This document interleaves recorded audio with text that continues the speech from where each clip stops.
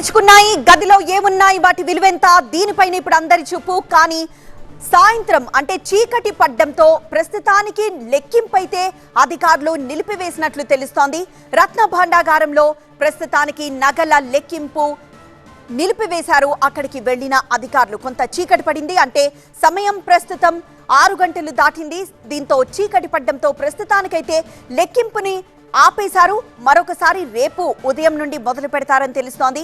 So చీకటి పడ్డంతోనే లెక్కింపు నిలిపివేశారు అధికారులు. సో రత్న భాండాగారంలోని గదికి తాళం వేశారు కమిటీ అధికారులు. అక్కడి నుండి వెళ్లిపోబోతున్నారు అధికారులు. సమయం 6 దాటింది. సో కొంత చీకటి పడింది కాబట్టి ప్రస్తుతానికి లెక్కింపునైతే నిలిపివేశారు. మరొకసారి రేపు ఉదయం నుండి లెక్కింపుని మొదలు పెడతారు అధికారులు.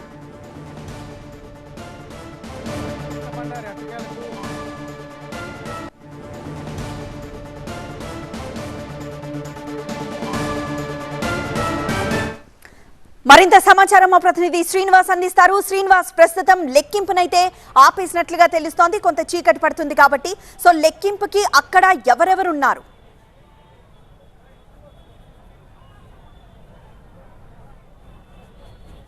అసలు లెక్కింపు అయితే ఈరోజు జరగలేదు. ముందు నుంచి కూడా మనం లెక్కింపు అనేది అనుకున్నప్పటికీ కూడా లెక్కింపు అయితే వాయిదా పడినట్లుగా అధికారులు చెప్పడం జరిగింది. అయితే గత 46 సంవత్సరాలుగా ఓపెన్ చేయనటువంటి రత్న భాండాగారాన్ని మాత్రం ఎట్టకేలకు ఓపెన్ చేయడం అయితే చేశారు. మొదట కీస్ మొరాయించడంతో బ్రేక్ చేసి మరి ఆ లాక్ని బ్రేక్ చేసి మరి ఆ తలుపులను తెరిచి లోపలికి వెళ్ళటం అయితే జరిగింది.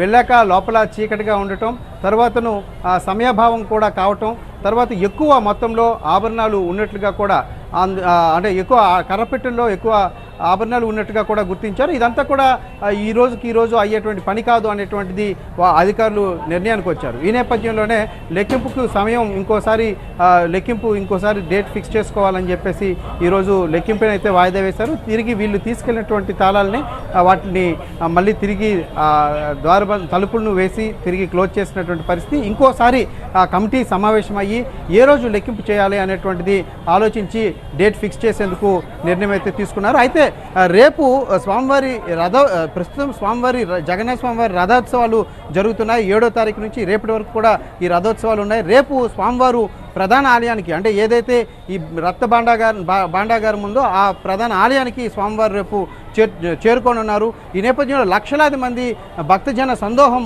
ఆలయానికి వచ్చేటువంటి అవకాశం ఉంది. భారీ ఫ్లోటింగ్ కూడా ఉంటుంది. భక్తుల్ని కట్టడి చేయలేనటువంటి పరిస్థితి.